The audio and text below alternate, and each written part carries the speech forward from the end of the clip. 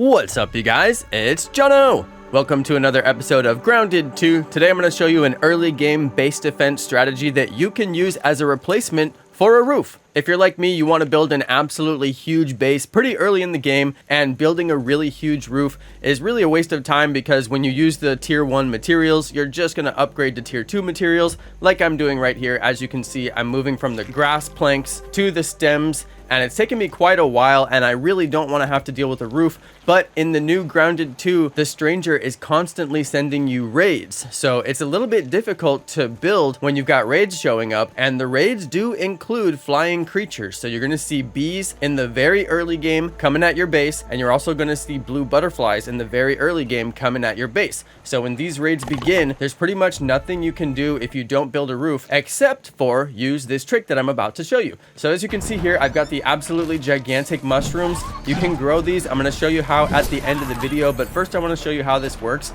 Once you figure out where the flying stuff is going to spawn, then you just put a cluster of mushrooms there, and as you can see, the butterfly has gotten stuck in the mushrooms. It's keeping him down low where I can actually get to him. He's not doing any base damage. He's stuck up there in the mushrooms and he can't do any damage to those mushrooms. He's a tier 1 enemy and those are tier 2 mushrooms, so he'll never be able to destroy those, but he can destroy the farm down below. But as you can see, he didn't do any damage, and the rest of the bugs are all getting taken out by my spike traps. So the real danger that I have on this base early on is that I don't have a roof, and those mushrooms are a very adequate replacement for a roof.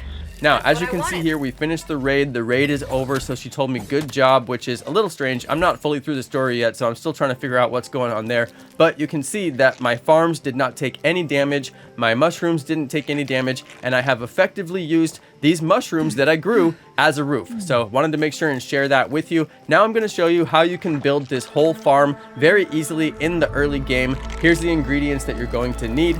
Luckily, you can unlock the farm building very early in the game, but what you may struggle to find is the brown mushroom chunk. Occasionally, a weevil will drop a brown mushroom chunk, but it's very rare, so if you wanted to farm weevils, you could do that. You could also try and get a bug to destroy a brown mushroom for you, like some of the small ones that spawn on the map, and just get a tier 2 enemy to attack it instead of attacking you. So you may struggle a little bit in the very early game to get your brown mushroom chunk, but if you're really trying to get one, just go and kill as many weevils as possible and see if they drop one. The other thing you're going to need is one spoiled meat, and you can get that just by letting your food spoil. Just keep it in your inventory until it spoils, and then you'll have a spoiled meat. You need that to build the farm, but then the other thing you need is rotten food. The rotten food you're going to have to get from actually going to some food like the billy hog bites and then chopping that down. So you will need to have your axe unlocked to get this. So it's not super early game, but I recommend to get your whole omni tool unlocked. You shouldn't be waiting on that. You definitely need that to start your base building, so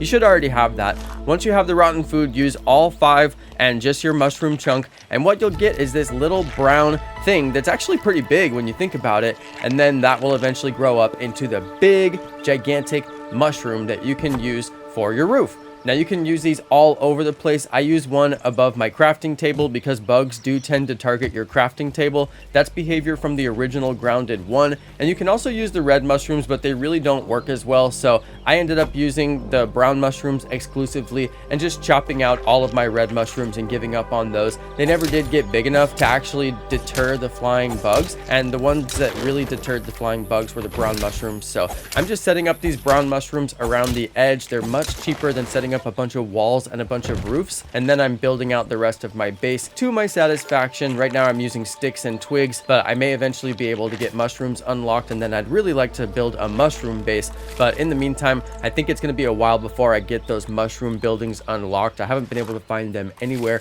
I'm still pretty early game, so this is my strategy in replacement of a roof. I'm just using these brown mushrooms, and it's extremely effective, especially because the flying bugs always seem to spawn in the same location, so they just get tangled up in the mushrooms. They can't do anything. And then I've got some extra around the edges here that you can see as a wall, just in case something goes wrong, just in case I get in a tight spot. I'm just hoping that they give me a little bit of added protection. All right, everybody, that's going to be it for this video. I wanted to share that tip because it was really effective for me and saved me a lot of time building a roof. Thanks everybody for watching. Thanks to all of my amazing subscribers, and peace.